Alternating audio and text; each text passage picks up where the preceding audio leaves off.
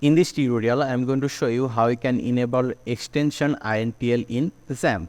For it, just go to where you have downloaded your XAMPP. So I have downloaded my XAMPP in my local disk C, and here you can see XAMPP folder. We need to go inside the XAMPP folder. Then we will go inside the PC folder. Then we'll go down and we need to search for a file called pc.ini. And the file looks like this. So we need to open it using Notepad. So I will just right click on it. Then click on open with Notepad.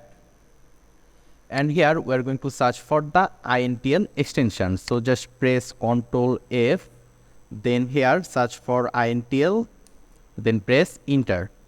And there you can see we are seeing an extension called INTL. So we are just going to remove the semicolon from here. Then just save it, Ctrl S, or you can just click on file, then click on save. After that, close this. And once you close this, it means extension INTL is added to your XAMPP. I hope this was useful. Make sure to subscribe, and I hope to see you in the future tutorials.